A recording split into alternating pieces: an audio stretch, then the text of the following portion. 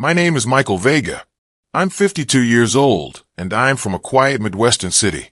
I dedicated 6 years of my life to caring for my wife Emily, who was supposedly paralyzed after an accident. Everything changed 3 days ago when I took her to the hospital for a respiratory infection. The doctor walked out of the exam room with an expression I will never forget. He looked me straight in the eye and in a shaky voice said, "Mr. Vega, call the police." At that moment, I didn't understand why, but I was about to discover a truth that would completely destroy my world. But before I continue with the story, please hit that like button, subscribe to the channel, and comment where you're watching from. Your support is crucial. If you asked me what my life was like before that day, I tell you it was a routine of sacrifice and devotion. Every morning, I woke up before dawn, my body aching from sleeping in that uncomfortable armchair next to her bed. Despite the exhaustion, the first thing I did was smile at her. "Good morning, my love," I'd say as I prepared everything for her morning wash. Today is Tuesday, full bath day. My life had become a series of meticulously organized routines. Emily's bath required heating the water to the exact temperature, preparing the towels, the neutral soap that wouldn't irritate her sensitive skin, and placing the portable bathtub next to the hospital bed we had installed in the living room. Everything had to be perfectly organized before I began.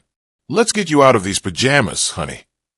With the care I had learned over the years, I would slide the fabric off her motionless body. Emily had been a dancer before the accident, a woman full of life and movement, reduced to that cruel stillness. From what I was told, a truck ran a red light as she was crossing the street. I was out of town working. I never forgave myself for not being there. I held her firmly but gently, just as the nurse who came at the beginning had taught me. Over time, I learned to do everything myself. How to move her without hurting her, how to support her neck, how to maintain her dignity while I bathed her. "Do you know what day it is?" I would ask while running the sponge over her back. "Today is our 27th wedding anniversary. Do you remember our wedding?" I liked to talk to her during her bath. The doctors insisted that even if she couldn't respond verbally, she heard everything. They had taught us a simple system. 1 blink meant yes. 2 blinks meant no. It was our way of communicating. That particular day, as I was finishing drying her, the phone rang. It was Linda, Emily's sister. "Good morning, Michael. How's my sister today?" "We're in the middle of her morning bath. Everything's normal." "Perfect. Just letting you know I'll stop by this afternoon. I need to talk to you about something important." "About what?" "I'd rather tell you in person. It's about the papers for my parents' house." "All right, we'll be waiting." After hanging up, I noticed something in Emily's eyes, a tension that unsettled me. "Are you in pain?" I asked her. Blink once for yes, twice for no. 2 slow blinks. There was no physical pain, but something was bothering her. "Linda is coming later. I'm sure you'll be happy to see her." As soon as I mentioned her sister, I thought I saw a flash of fear in her eyes. I chalked it up to my imagination. After so many years of caregiving and sleepless nights, sometimes I saw things that weren't there. While I was feeding her breakfast, oatmeal with honey and orange juice, all blended as the doctors instructed, someone knocked loudly on the door. "Who is it?" I shouted from the living room. "It's David, Emily's cousin. I need to talk to you, Michael."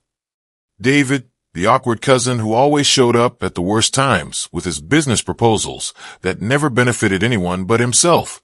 "Give me a minute," I replied with resignation. I wiped Emily's mouth and whispered that I'd be right back.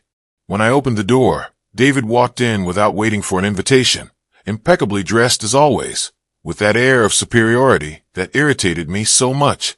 "Michael, you look terrible. Can we speak in private?" "Emily is having breakfast. Say what you have to say and make it quick." He stepped closer, lowering his voice. "I'm here to talk about Uncle Robert's inheritance." "The inheritance? What does that have to do with me?" "Everything. Robert left a considerable trust fund for Emily on the condition that it be used for her treatment. Listen, Michael, I see you every day taking care of my cousin, wasting your life. That money could be put to better use. It's being used for what Robert wanted, Emily's care." "Yes, but there are experimental treatments overseas. We could. I cut him off immediately. There's no we, David. That money is for Emily, and I decide how it's used based on medical recommendations. You're stubborn. Think about it. With a portion of that trust, we could invest in a specialized clinic that I would manage. Emily would have the best care, and you could finally get some rest. I stared at him, holding back my irritation. A clinic that you would manage? How convenient. It's a legitimate business proposal, he insisted. The answer is no. Now, if you'll excuse me, my wife is waiting to finish her breakfast. David clenched his fists, but kept his artificial smile. This isn't over, Michael. I'll be back with documents, with lawyers if necessary. You're being selfish. You think you're the only one who cares about Emily. Goodbye, David. When he finally left, I went back to Emily. Her eyes were wide open, and I could have sworn there was fear in them. Don't worry, my love. No one is going to make decisions for us. The rest of the morning passed in the usual routine: physical therapy, reading, the classical music she loved so much. The phone rang again. It was my sister, Lucy. Michael, how are you? Tired as always. And you? Worried about you as always, she replied. Have you heard anything from Sarah? Sarah, my other sister. She disappeared 2 years ago without a trace. The police investigated, but they found nothing. She just vanished. Nothing new. It's like the earth swallowed her whole. I still think we should hire a private investigator. We already did, Lucy. He found nothing. But that one was cheap. We could find a better one. With what money? Everything I have goes to Emily's care. That's exactly what I wanted to talk to you about, she said cautiously. I've been thinking. Maybe you should consider putting Emily in a specialized facility. You too. Did David talk to you? David? No. Why? I briefly explained the visit from Emily's cousin. Lucy sighed on the other end of the line. No, I haven't spoken to him. But think about it, brother.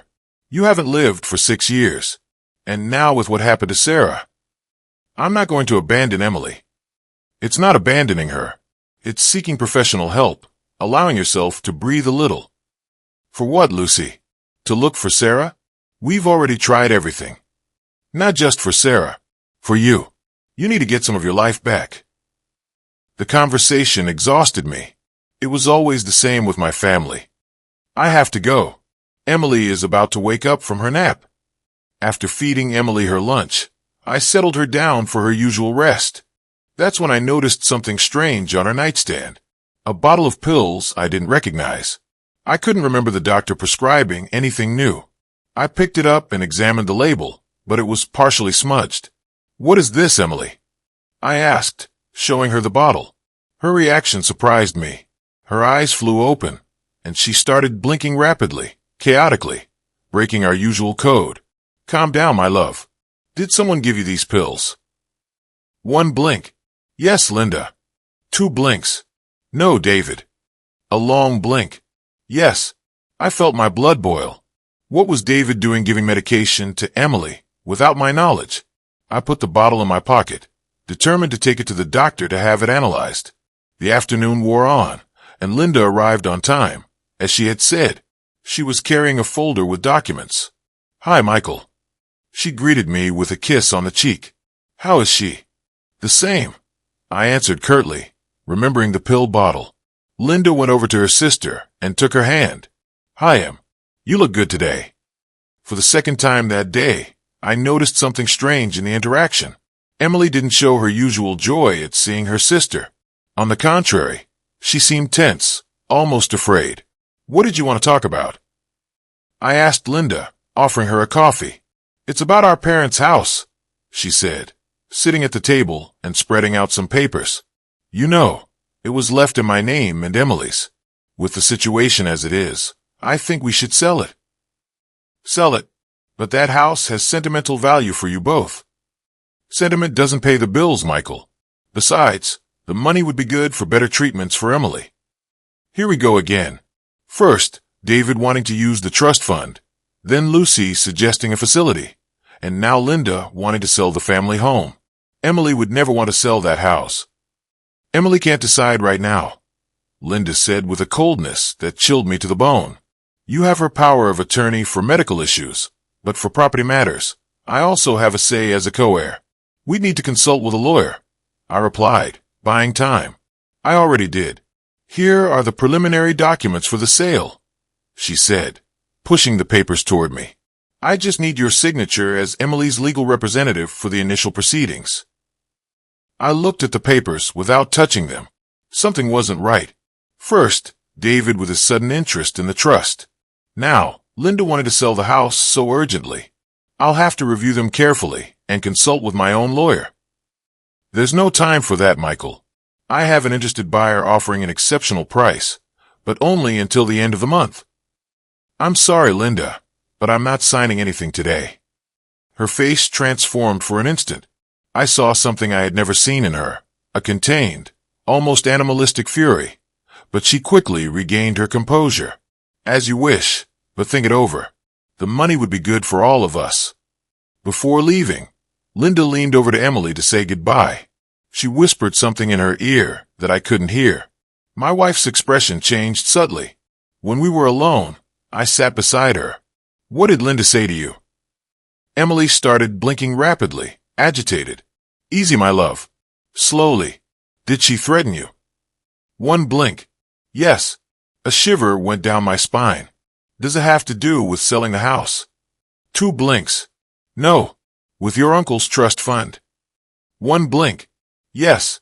Something serious was happening between David, Linda, and those mysterious pills. I felt that Emily was in danger. But how could I protect her if I didn't even understand what this was all about? That night, while Emily slept, I reviewed the documents Linda had left. It wasn't just a proposal to sell the house.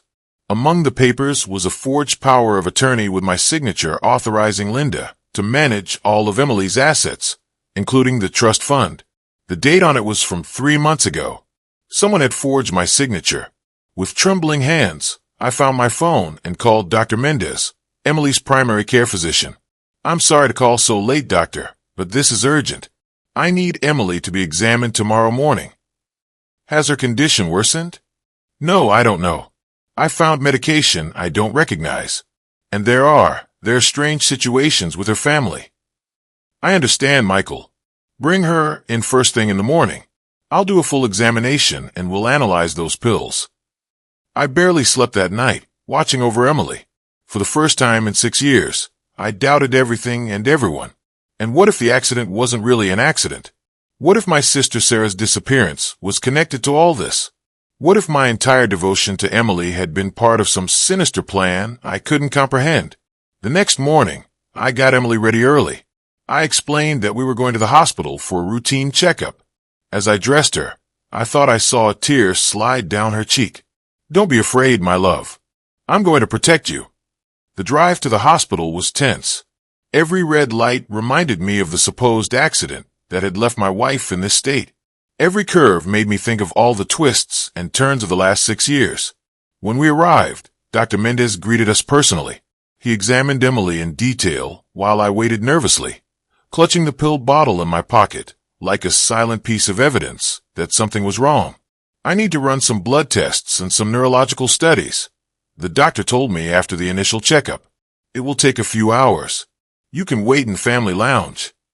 While I waited, I called my lawyer to tell him about the forged documents. He assured me we would file a formal complaint that same afternoon. The hours passed slowly. I saw nurses coming and going from Emily's room. At one point, Dr. Mendez came out, accompanied by another doctor. They both looked at me with an expression I couldn't interpret. Dr. Mendez approached slowly. Mr. Vega, we need to talk. His voice sounded strange, as if he was struggling to find the right words.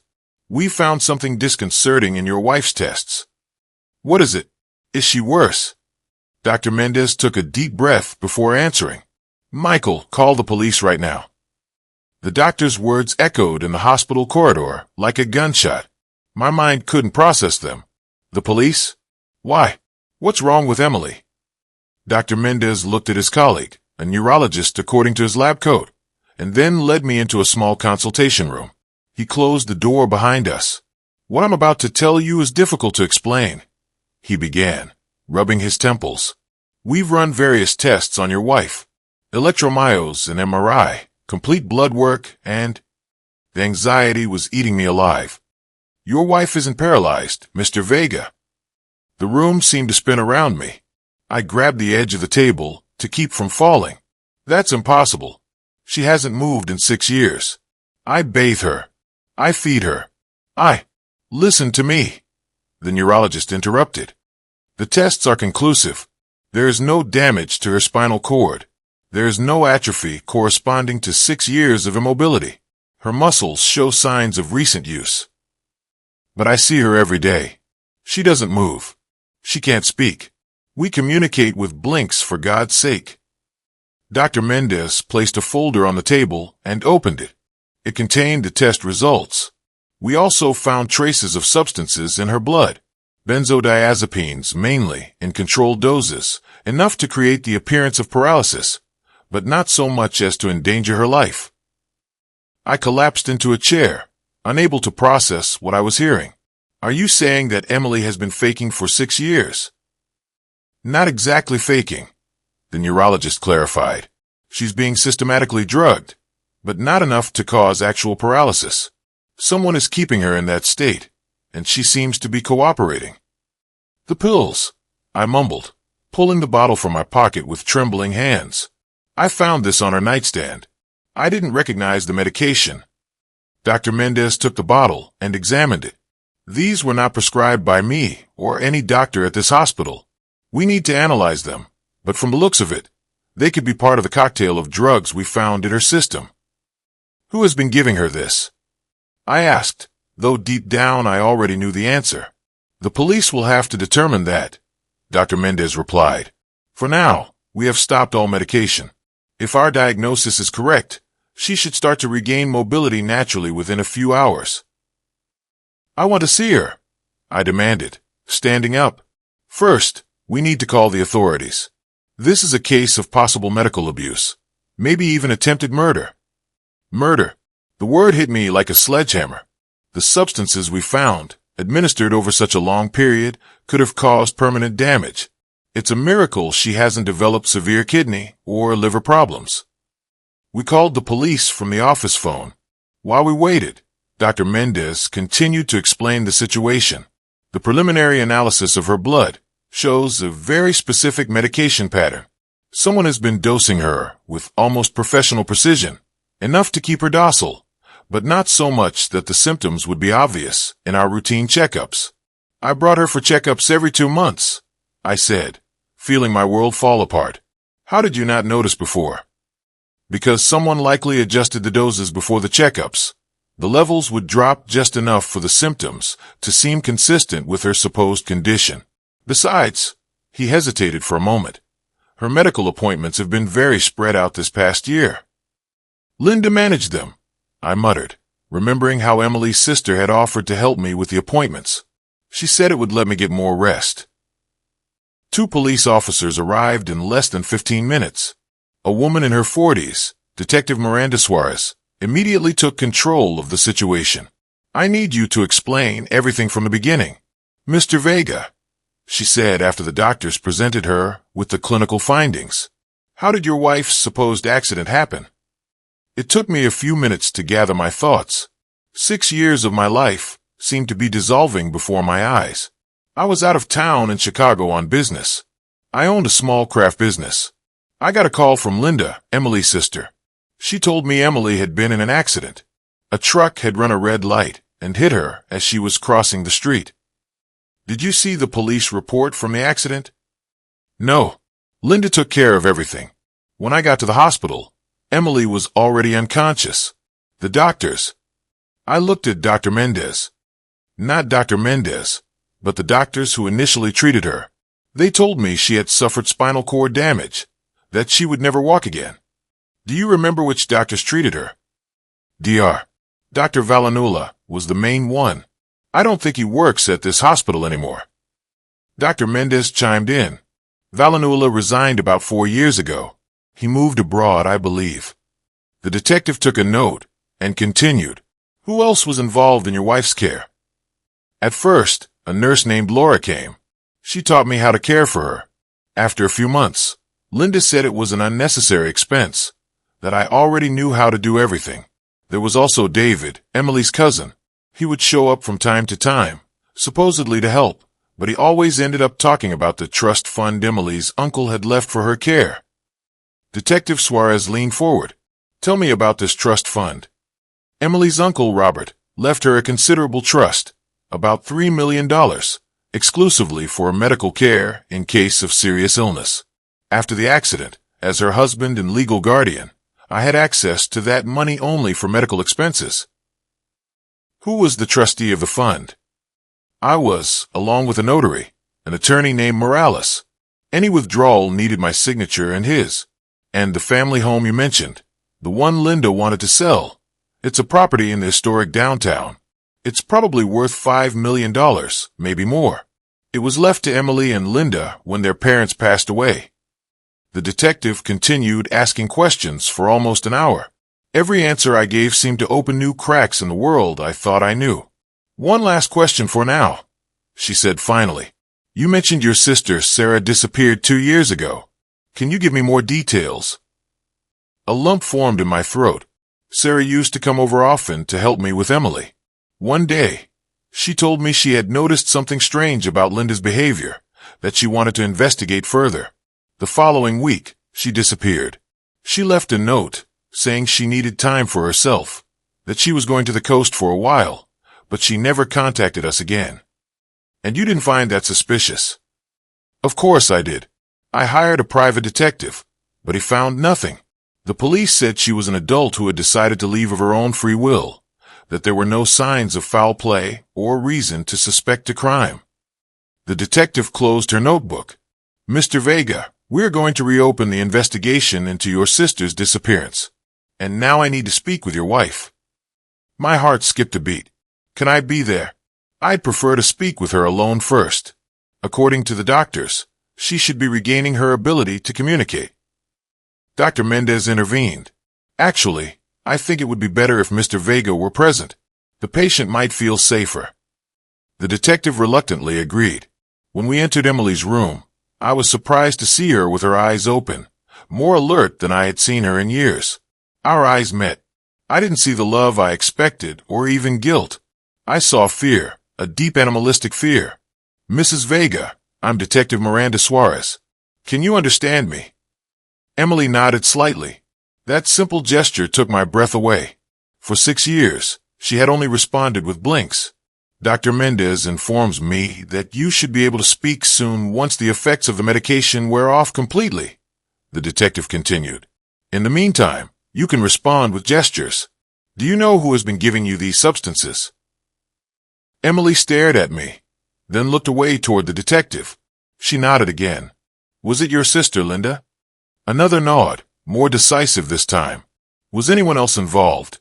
Emily nodded again. David, your cousin? A nod. Anyone else? Emily closed her eyes for a moment as if gathering strength. When she opened them, her lips trembled. She slowly mouthed a word, silent, but perfectly legible. Valanuela, the doctor who had treated her initially, the one who had diagnosed her paralysis, the one who had disappeared 4 years ago. The detective checked her watch. I'm going to leave a patrol car guarding your room, Mrs. Vega. And I'll need some officers to go to your house, Mr. Vega, to secure the location and search for evidence. Of course, I replied, still in shock. For now, do not contact anyone in your wife's family. We will inform them that she is hospitalized for respiratory complications, but we will not mention our discoveries. We need them to believe everything is still the same while we investigate. When the detective left, I was alone with Emily. The silence between us was heavy as lead. I approached her bed, unsure of what to say, how to act in this new reality. Emily, why? It was the only thing I could manage to say. She looked at me with eyes full of tears. She moved her lips, trying to speak. Finally, in a voice from years of silence, she whispered, Sarah? The name of my missing sister on her lips sent a chill down my spine. What do you know about Sarah? I asked, leaning toward her. They killed her. I felt the floor open up beneath my feet. A nurse came in at that moment, interrupting us. She was there to check Emily's vital signs. "I need you to step out for a moment, sir," she asked. "We're going to clean her up and run a few more tests." I stumbled out into the hallway, staggering like a drunk man. I leaned against the wall trying to breathe. Sarah dead. Emily faking. 6 years of my life dedicated to a lie. And I still didn't understand why. Dr. Mendez came over with a glass of water. "You should go home and get some rest, Michael. It's been too many emotions for one day." "I can't leave her," I replied. "What if they try to hurt her?" "There are police officers on guard, and we'll be watching closely. Go pack some things and come back. We'll set up a more comfortable chair for you, so you can spend the night." I finally agreed. I needed fresh air and time to think. Besides, I had to accompany the police who were going to search my house. The drive home was surreal. The same streets I had driven down that morning with a paralyzed Emily now seemed to belong to a different reality.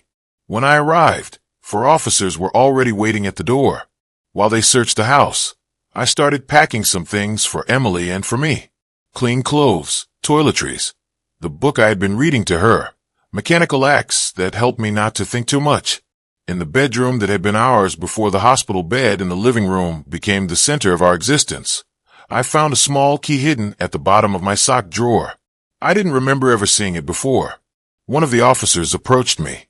"Do you know what this key opens, Mr. Vega?" "I have no idea." We examined it together.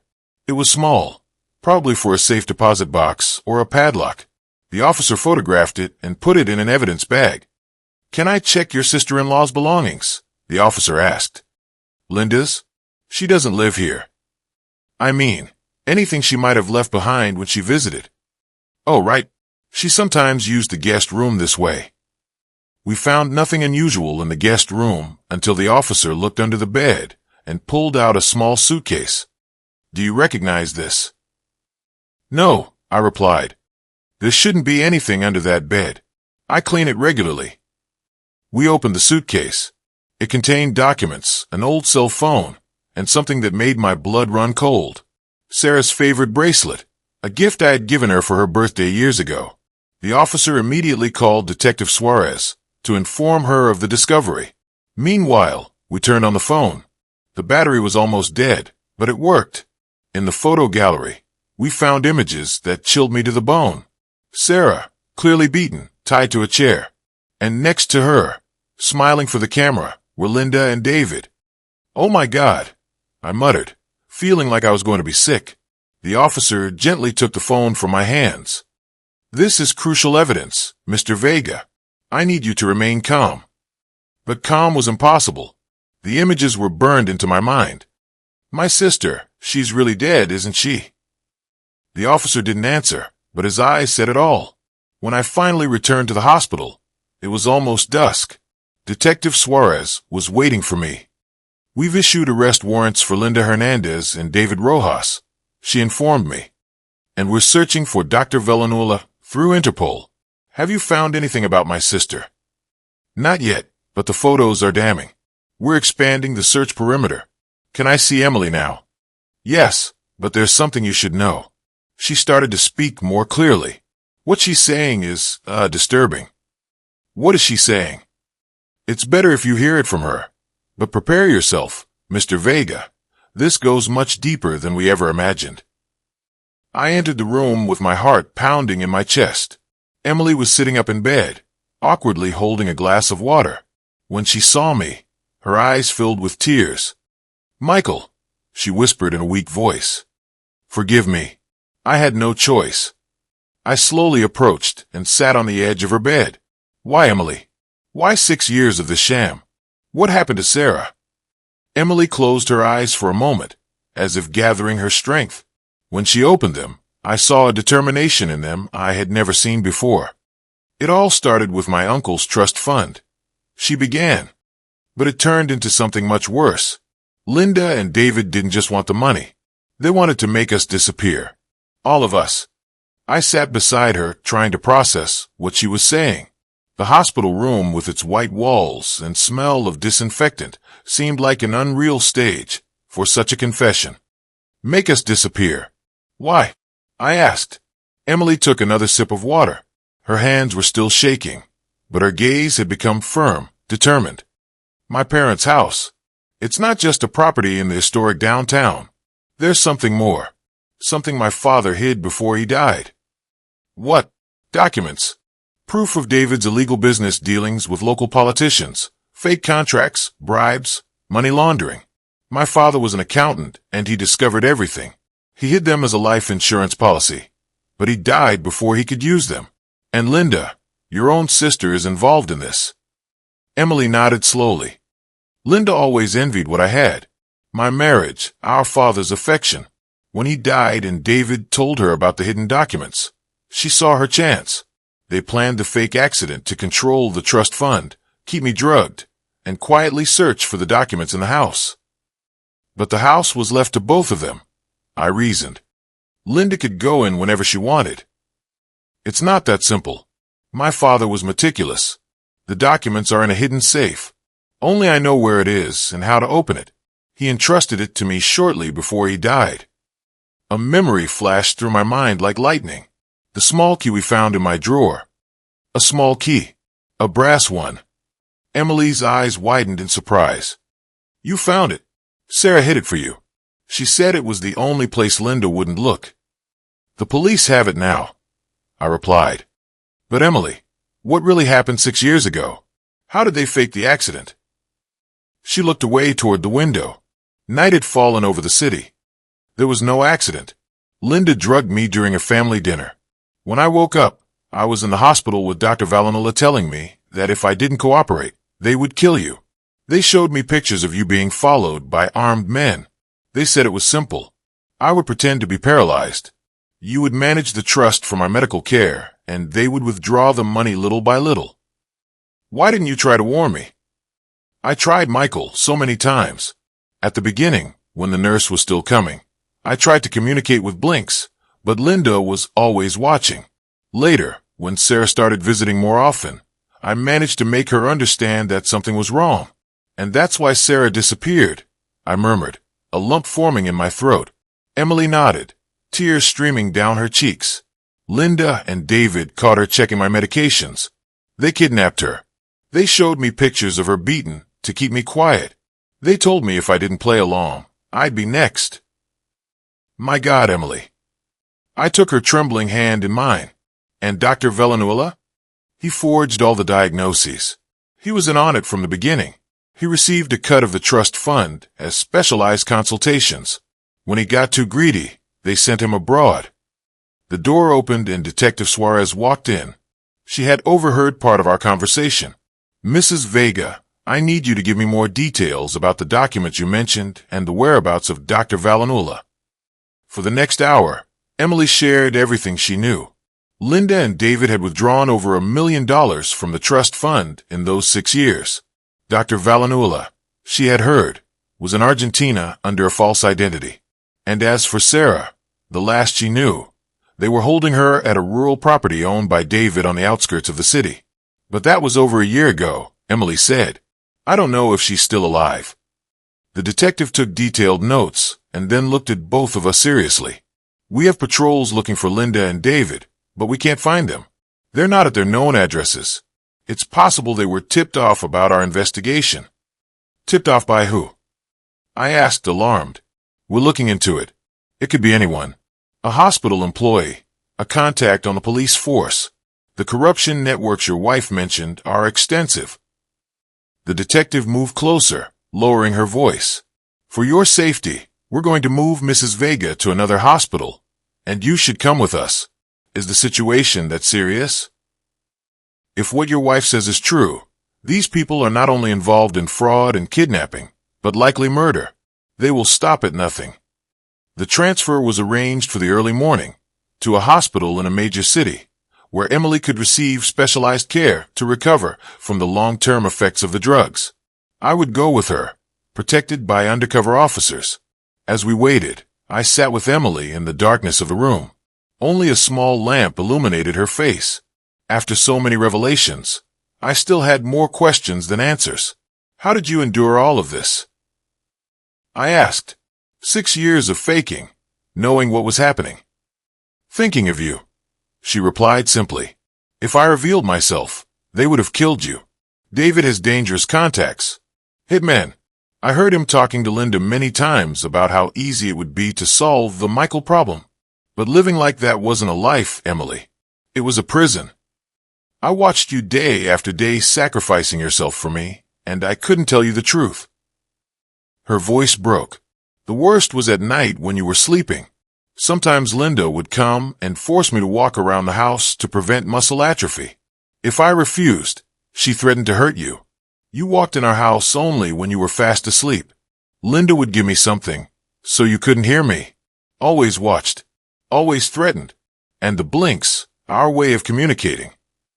A sad smile appeared on her face. That was my little rebellion.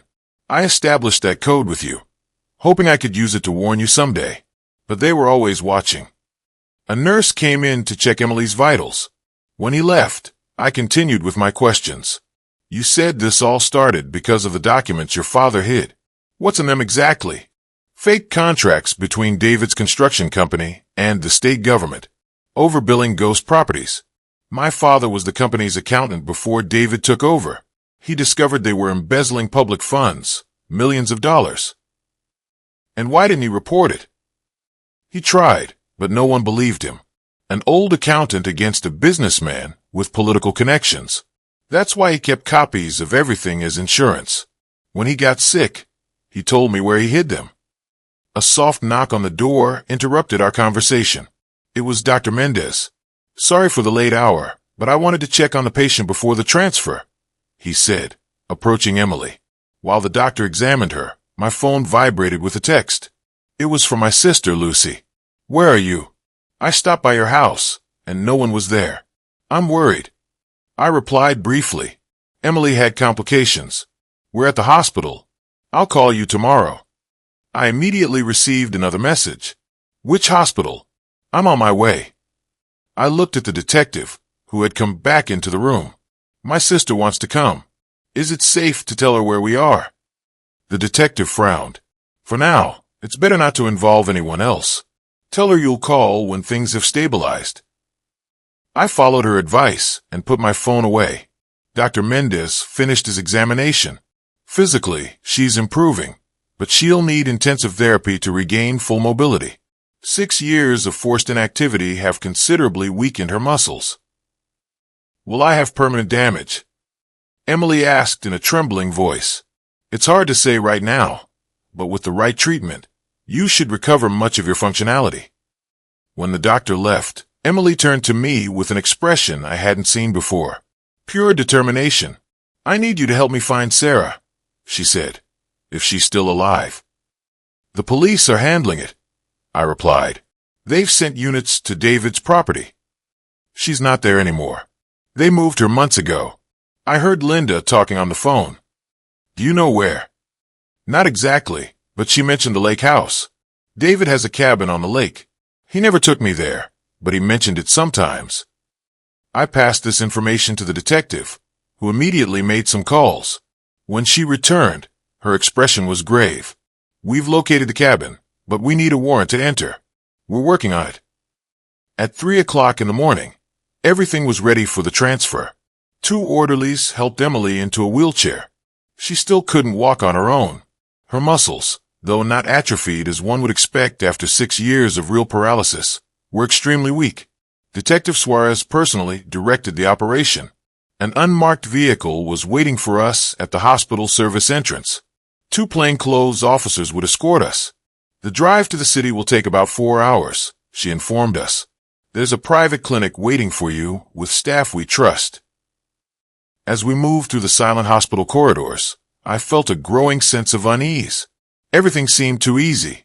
If Linda and David were so dangerous, if they had so many connections, wouldn't they have tried something by now? My unease turned to panic when we reached the parking garage, and I saw who was standing by the vehicle. My sister Lucy. Michael, she exclaimed, running toward us. Thank God I found you. The detective quickly stepped between us. Ma'am, this is a police operation. You can't be here. Police? What's going on? Lucy seemed genuinely confused. How did you know where we were? I asked, increasingly alarmed. A nurse friend of mine called me. She said Emily was being transferred and that it looked serious.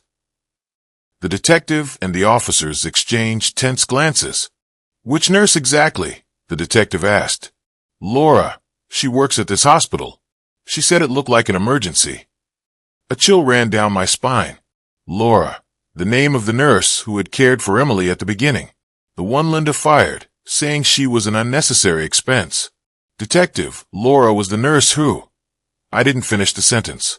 A screech of tires filled the parking garage as a black SUV appeared out of nowhere, skidding toward us. The doors flew open and 3 armed men jumped out. Get on the ground. One of the officers yelled, drawing his weapon. It all happened in seconds. Gunshots, screams. I threw myself over Emily, shielding her with my body. The wheelchair tipped over, and we both fell to the floor. I felt a sharp pain in my shoulder. Through the chaos, I saw Lucy running, not for cover, but toward the SUV. One of the attackers helped her get in. Lucy! I screamed in disbelief. My own sister gave me one last look before the SUV sped away. There was no confusion in her eyes. There was determination. The officers fired at the vehicle's tires, but it was already too far away. The detective crouched beside us. Are you hurt? I felt wetness on my shoulder, blood. A bullet had grazed me. I'm fine, I said. Emily. She was pale but conscious. I'm not hit, she murmured. Michael, your sister. It looks like she's with them, the detective said, helping us up. Did you have any suspicions? None. Lucy was she always seemed to be on my side. The second officer approached, bleeding from a cut on his forehead. The nurse she mentioned, Laura Mendez. I just confirmed she hasn't worked at this hospital in 5 years. The detective cursed under her breath. We have a serious leak. Change of plans. We're not going to the city. They quickly led us to another vehicle hidden in a different part of the garage. A paramedic patched up my shoulder. Where are we going now? I asked as the car started. To a safe house, the detective replied. And I need you to tell me everything you know about your sister, Lucy. During the drive, I tried to process Lucy's betrayal. How long had she been involved? Was she part of the plan from the beginning? I remembered her constant suggestions to put Emily in a home. Her insistence that I needed a break. It wasn't concern. It was part of the plan. Lucy managed my schedule for the last year, I said, suddenly remembering. She offered to help me with Emily's appointments, the bills, everything. She had access to all our information. The detective nodded grimly. The circle is closing. A complete family operation. But why? The question escaped my lips, almost like a lament. Emily, who had been silent, spoke in a weak voice. The documents my father hid. They don't just implicate David. There are more people involved. Important politicians, businessmen, millions of dollars in fraudulent contracts. She paused and looked directly at me. Lucy's name is in those documents, Michael. She was the link between David and the officials. The revelation hit me like a sledgehammer. My own sister, whom I had always considered honest and hardworking, was part of a corruption ring that had destroyed our lives. You knew this from the beginning. I asked Emily. I found out later from conversations I overheard between Linda and David. At first, I thought the goal was just a trust fund. Then I understood it was much bigger. The vehicle stopped in front of an anonymous building on the outskirts of the city. It looked like an abandoned warehouse, but inside were makeshift offices and agents at work. Tactical Operations Center, the detective explained. You'll be safe here while we organize the raid on the lake cabin. A medic tended to my wound while Emily was settled on a cot. Her face showed exhaustion, but also relief. For the first time in 6 years, she could speak freely. I'm so sorry, Michael, she said when we were alone. Everything you've been through because of me. It wasn't your fault, I replied, taking her hand. You did what you had to do to survive, to protect me. But Sarah, my sister, and now finding out Lucy is involved. We'll find Sarah, I promised, though I wasn't sure if it was a promise I could keep. And we'll stop everyone responsible. Emily squeezed my hand with a surprising strength for someone who had been paralyzed for so long. There's something else you need to know, she said, her voice barely a whisper. Something I overheard last week when Linda was on the phone. They thought I was sedated, but I hadn't taken all the pills. What is it? It's about Sarah and about why Lucy has been so involved in all of this. I looked at her expectantly, feeling that any new revelation could only worsen the hell our lives had become. Sarah isn't dead, Michael. She's alive, and she has a son. Yours. Emily's words fell like a lightning bolt in the small room of the operations center. My mind refused to process what I had just heard. That's impossible, I stammered. Sarah is my sister. How could she have my son? Emily squeezed my hand tighter. Not your biological sister, Michael. Sarah was adopted by your parents when she was a baby.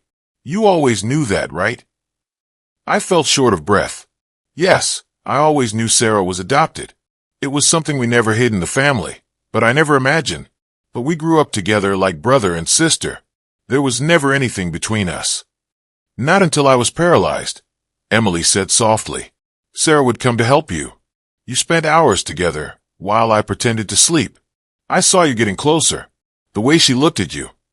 My mind went back to those first years after the accident. The constant exhaustion, the hopelessness. Sarah had been my biggest support, always there, always understanding. That doesn't mean we had a relationship, I protested weakly. The night before she disappeared, I heard you. I was in the living room, supposedly asleep. You were in the kitchen. Sarah confessed her feelings for you. She said she had always loved you beyond your adoptive relationship. I remembered that conversation. I had been so confused, so vulnerable. Sarah had hugged me, comforting me for my wasted life, caring for Emily. And then that one kiss that changed everything. It was only once, I muttered. I was broken, confused. I never thought there could be a child. The next day, Sarah disappeared.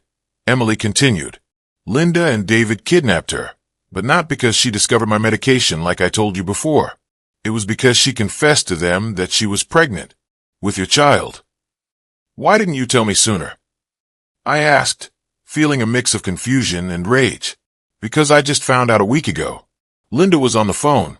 She said the kid was almost 2 years old and that Lucy wanted to get rid of the mother to keep him. Detective Suarez walked in at that moment, interrupting us. Her face showed a mix of urgency and triumph. We have the warrant for the lake cabin, and they just confirmed there's recent activity there. Lights on. Several vehicles. I stood up immediately, forgetting the pain in my injured shoulder. I need to go with you. Impossible, Mr. Vega. This is a police operation. My sister is there. And possibly. I looked at Emily, who nodded slightly. Possibly my son, too. The detective frowned. Your son?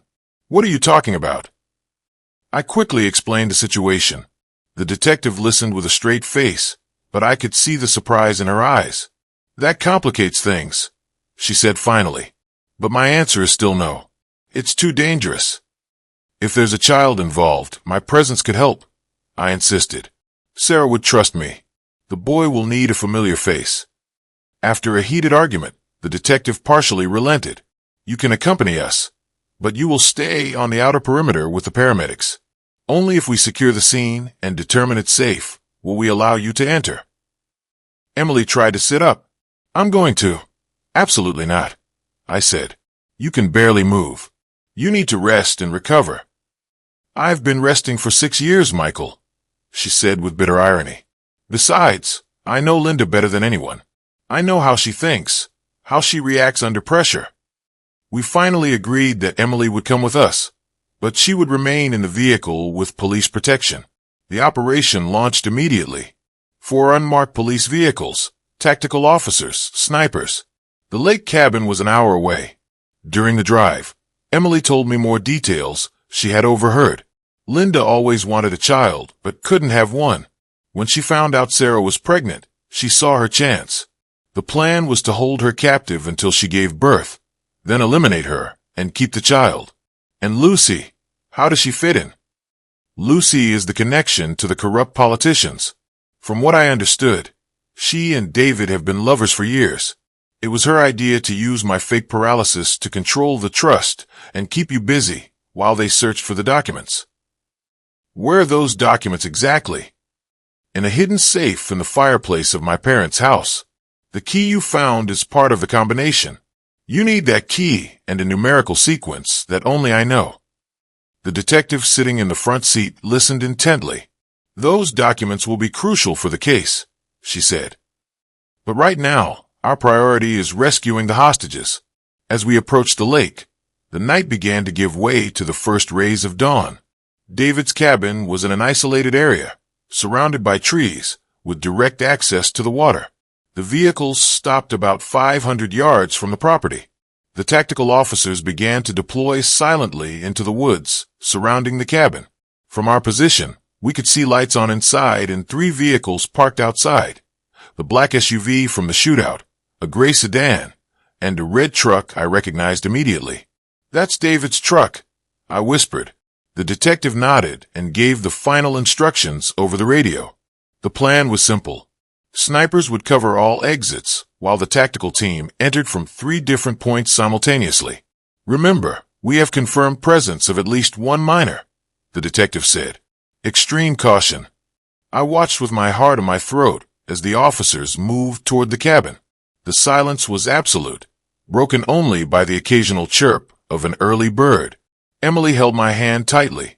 Suddenly, a scream came from inside the cabin, followed by the sound of breaking glass. Go, go, go, the detective ordered into her radio. It all happened in seconds.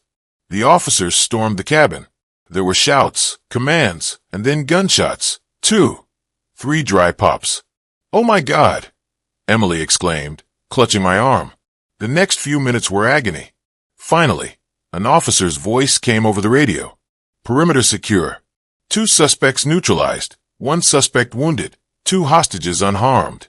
I repeat, 2 hostages unharmed. The detective turned to us. Wait here until I give the signal. She quickly got out of the vehicle and ran toward the cabin. Emily and I sat in silence, too shocked to speak. After what felt like an eternity, an officer approached and opened our door. You can come in now. Be careful. I helped Emily out of the vehicle. She still needed support to walk, but her determination gave her strength. We walked slowly toward the cabin where Detective Suarez met us. David is dead, she informed us bluntly. Linda is wounded but stable. Lucy surrendered without a fight. And Sarah? I asked, my voice trembling. The boy in the back room. They're okay. A medic is checking on them. We crossed the main room of the cabin, trying not to look at David's covered body or at Linda, who was receiving medical attention on the floor, guarded by 2 officers. Lucy was sitting in a corner, handcuffed, staring into space. As we walked past her, she looked up. Michael, she said, her voice barely audible. I never meant for it to go this far. I didn't stop. There were no words for what I felt toward my sister in that moment. The back room was small but cozy, and there was Sarah sitting on a bed, holding a small boy in her arms. When she saw me, her eyes filled with tears. Michael, she whispered, you came for us. The boy, about 2 years old, looked at me with curiosity. He had my eyes. There was no doubt. And Sarah's smile. Sarah, was all I could say before emotion overwhelmed me. I approached slowly, afraid of scaring the child. Sarah held out a hand to me. Daniel, this is your dad, she told the boy in a soft voice. The one I've told you so much about. The boy studied me with the intensity only small children possess. Then he smiled shyly. I felt something break and mend inside my chest. Emily had stayed at the door, watching the scene with a mix of emotions on her face. Emily, Sarah said, surprised. You're standing. It's a long story, Emily replied, approaching slowly. As long as yours, I suppose. The 2 women looked at each other for a long moment, sizing each other up, recognizing each other as survivors of the same nightmare. They told me you were dead, Sarah finally said. Linda showed me pictures, said they had eliminated you, and they kept you captive here, Emily replied, while they made me believe they had murdered you. The detective interrupted us gently. We need to take you all to the hospital for a full examination, and then we'll need to take formal statements. The next few hours passed in a fever dream. the hospital doctors, the incessant questions from investigators. Sarah told us her story, how Linda and David had kidnapped her when they discovered her pregnancy, how they had held her prisoner, first in a house on the outskirts, then at the cabin. They wanted to take Daniel from me as soon as he was born, she explained. But Linda grew attached to him. She started treating me better, letting me care for him. I think that saved my life. And Lucy? I asked. When did she get involved? She was always in on the plan, Sarah replied bitterly. She was the one who suggested using me as a hostage to keep Emily under control. At first, she pretended to help you just to keep an eye on you. But over time, she got greedier. She wanted the documents, the trust fund, everything. Detective Suarez informed us that Linda, despite her injuries, had started talking. She was seeking a deal with the prosecutor's office in exchange for detailing the entire corruption network. She's given us big names, the detective said. State officials, businessmen, even a federal judge. This is going to cause a political earthquake in this city. 3 days later, when the doctors deemed us all stable, we returned to the city under police protection. Our first stop was Emily's parents' house, now cordoned off as a crime scene. Under Detective Suarez's supervision, Emily led us to the living room fireplace. She removed a specific stone from the inner lining, revealing a small compartment. There, using the key I had found in my drawer and a numerical combination she recited from memory, she opened a hidden safe. Inside was a thick folder with documents, USB drives, and photographs, all the incriminating material that Emily's father had collected over the years. With this, we can ensure everyone involved pays for their crimes, the detective said as she sealed everything as evidence. The following weeks were a whirlwind of court statements, medical therapies, and difficult decisions. Emily progressed rapidly with physical therapy, regaining the mobility she had pretended to lose for 6 years. Sarah and little Daniel were temporarily moved to a safe house, protected by the prosecutor's office. A month after the rescue, the three of us, Emily, Sarah, and I, met to talk about the future. It was a conversation we had postponed, but could no longer avoid. The doctors say I'll be fully recovered in a few months, Emily began. I've been thinking a lot about what I want to do next. And what have you decided? I asked cautiously. I'm going to sell my share of the family house and move to a big city. I have an offer to teach contemporary dance at an academy. She paused, looking at me directly. I want a fresh start, Michael, with no ties to the past. I understood what she was telling me. She wasn't asking me to go with her. Emily, She held up a hand, stopping me. You don't have to say anything. These 6 years have changed us both. I was pretending to be paralyzed, but in reality, we were both trapped. She looked at Sarah, then at me. Now we are all free to choose. Sarah, who had been silent, spoke softly. I don't want to get between you two. What happened between us, Michael, was under extraordinary circumstances. I don't expect anything. But Daniel is my son, I replied. And you're important to me, Sarah. You always have been. I know. And Daniel needs his father. But I don't want you to be with me out of obligation. Emily slowly stood up, leaning on her cane. I think you two need time alone to talk. Wait, I asked her. I don't want you to leave like this after everything we've been through together. She smiled with a mix of sadness and serenity. I'm not saying goodbye, Michael. I'm just giving you space to figure out what you really want, what we both want. After Emily left, Sarah and I sat in silence for a long time. Finally, she took my hand. What are we going to do, Michael? I don't know, I answered honestly. But I want to be a part of Daniel's life, and I want to see where this leads us, Sarah. Without guilt, without pressure. 6 months later, life had found a new balance. Emily kept her word and moved to the city, where her career as a dance teacher was flourishing. We kept in touch, a cautious friendship that was slowly healing the wounds of the past. Sarah, Daniel, and I moved into a small house on the outskirts of the city. We started slowly rediscovering each other, building an unconventional but loving family. The ghosts of our shared history still visited sometimes, but they grew fainter every day. Linda was sentenced to 30 years in prison for kidnapping, fraud, and conspiracy. Lucy received a lesser sentence, 15 years, thanks to her cooperation with the authorities. The corruption network they had woven with David was completely dismantled, bringing to justice officials and businessmen who thought they were untouchable. As for me, I went back to my old craft business, now with a small shop in the center of town. And every night, when I tucked Daniel into bed and told him a story, I felt that despite all the pain and the lies, life had given me a second chance. The last time I saw Emily was at the opening of her dance academy. She was radiant, transformed. We hugged for a long time without words. We both knew that despite everything, our separate paths had led us to where we were meant to be. "Are you happy?" she asked before we said goodbye. "I am," I replied honestly. "And you?" "I'm learning to be," she said, smiling. "One day at a time." And that is my story. I cared for my paralyzed wife for 6 years, until a doctor told me to call the police. What came next destroyed my world, but it also allowed me to rebuild it with truth, with pain, but finally with love. If my story moved you, subscribe to the channel for more testimonies that will leave you breathless. Leave a comment telling me what would you do in my situation.